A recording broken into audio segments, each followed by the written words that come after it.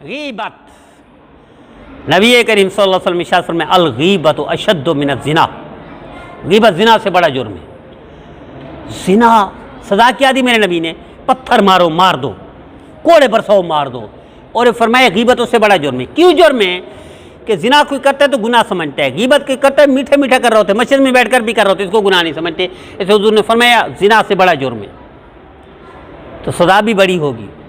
نبی کریم صلی اللہ تعالی وسلم کے ساتھ صحابی تھے بڑے درجے کے، اب چل رہے تھے، نبی کے درمیان میں تھے، کدھر ہے۔ ایک صحابی نے کہہ دیا کسی صحابی کے لیے یار ان کو نیند زیادہ آتی ہے، دوسرے نے کہا ہاں واقعی سوتا زیادہ ہے۔ آگے چلی، بھوک لگی، یا رسول اللہ میں بھوک لگی، آپ نے ارشاد فرمایا کھانا کھا چکے ہو؟ یا رسول اللہ آپ کے ساتھ ہے، صبح سے کھانا نہیں کھایا؟ آپ نے فرمایا نہیں کھانا کھا چکے ہو۔ رسول اللہ نہیں کھایا، آپ نے فرمایا کھانا کھا چکے ہو۔ جو فلاں وقت میں اپنے بھائی کے بارے میں کہہ رہے تھے کہ وہ سوتا زیادہ ہے، نیند زیادہ آتی، واقعی تھا بھی ایسا؟ فرمایا یہ غیبت تھی اور یہی تم غیبت کھا چکے۔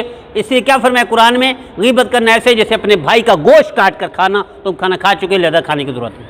یہ نبی کریم صلی اللہ علیہ وسلم نے ارشاد کیا۔ اسی طرح ایک صحابیہ کے بارے میں بھائی آگے، یا رسول اللہ میری 2 بہنوں نے روزہ رکھا، ان کو ایسے جیسے موت آ جائے گی، ایسی تکلیف ہے۔ آپ نے فرمایا جاؤ، ان کو بولا ہاتھ انگلی مارے، کیا کرے؟ کیا کی؟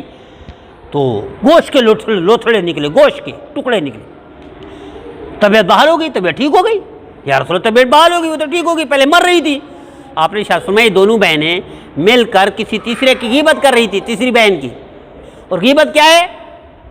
غیبت فرمایا کہ ایسے جیسے کسی کا گوشت کاٹ کر کھانا، لہذا گوشت کاٹ کر کھا رہی تھی، اسی کی تکلیف ہوئی، اب یہ کہہ کر دی تو تکلیف دور ہو گئی۔ تو یہ گوشت کاٹ، حضرت عیسیٰ علیہ السلام نے فرمایا تم کیسے برے ہو اپنے دور میں، اپنے بھائی کو سوتے ہو کو گوشت کاٹ کر کھا رہے ہوتے ہو۔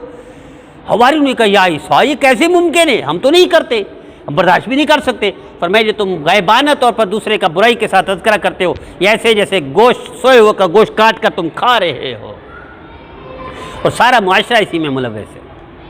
ہر بندہ یہ غیبت کرتا ہے اور یہ بڑا جرم ہے، اسی کا وبال نحوستیں، پریشانیاں، بیماریاں ہیں۔ اللہ ہم سب کو ہر بیماری، ہر گناہ سے محفوظ فرمائے۔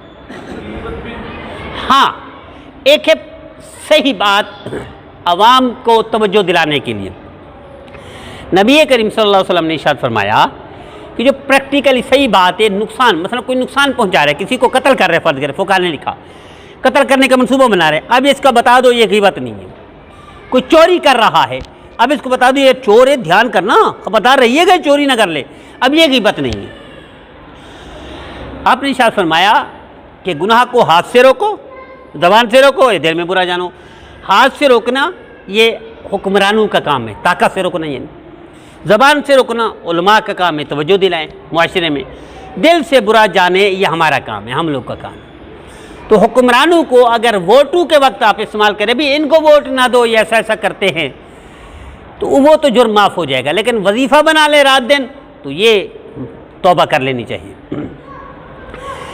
بھئی انتخابات ہو رہے ہیں، کئی پارٹیاں میدان میں، آپ کہہ دیتے ہو، آپ کو پتہ تجربہ ہے کہ یہ پارٹیاں خراب ہیں، یہ پارٹیاں ٹھیک نہیں، آپ اس نیت سے کہ غلط ہاتھوں نہ چلا جائے پاکستان، غلط ہاتھوں نہ چلے جائے ملک، غلط ہاتھوں میں نہ وہ ہو جائے، اس نیت سے بچاتے ہیں پاکستان کو، مملکت کو، عوام کو، تو خبردار کرتے ہیں، تو اس کی تو گنجائش ہوگی، اس کی گنجائش ہوگی۔ ویسے ہی جیسے قتل کوئی کرنا چاہتا ہے، آپ نے بتا دیا قتل کرنا چاہتا ہے، بچیے گا، کوئی چوری کرنا چاہتا ہے بچیے گا، بھی چور ہے یہ، اور ڈاکہ یہ وغیرہ وغیرہ، بچیے گا یہ ڈاکو ہے، تو اسی ضمن میں تو آپ بات کر سکتے ہیں، لیکن مستقل وظیفہ بنا لیں یہ اچھا نہیں ہے۔